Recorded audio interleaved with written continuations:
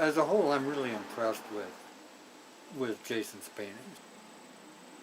They stand out to me in my experience as being really unique and uniquely interesting. I also like the approach. I like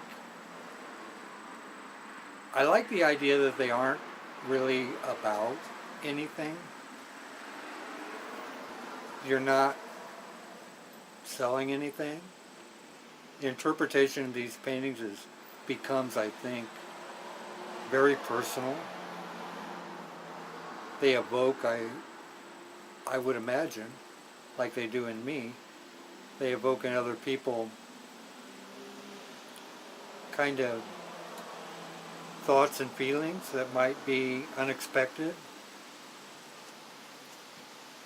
And I think that's a really fascinating aspect to his work. You know, there's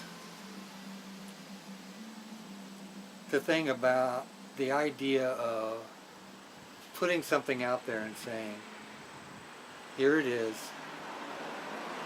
you tell me about it. I like that a lot.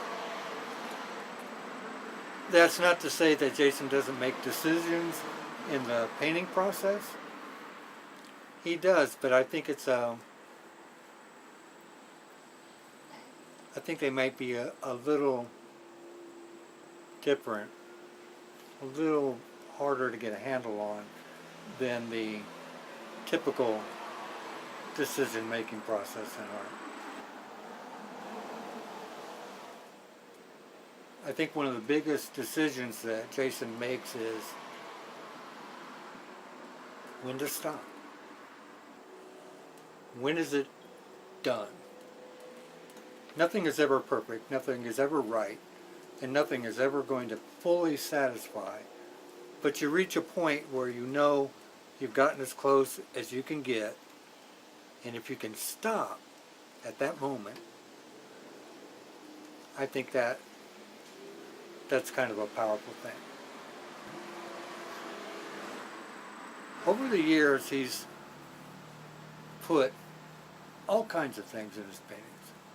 Leaves, barks, nuts, bolts, cans, trash, just stuff. Paper, sand. And a lot of it is there, but in the process of getting it just to that point where you know you can stop, things get covered up. And so then that adds a kind of a different layer to the whole thing, which is kind of like archaeology, you know.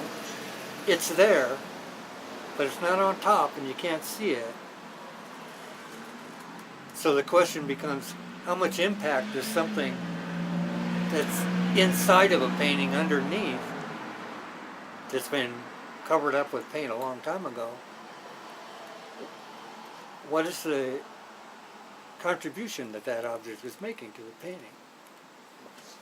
Well, hard to say. It could be argued that the painting wouldn't be the way it was if that thing, in its own time and place, didn't find its way under all those layers of paint.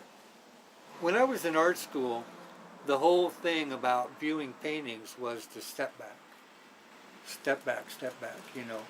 You want to see the whole thing and take the whole thing in. And that's true, and that has value. But Jason's paintings, I think, invite you in. Really in. You know, they say, put your face right up here and see all these little things that are going on. And I think that's kind of an accomplishment, you know. To get people to connect with something and to draw them in and make them want to touch it.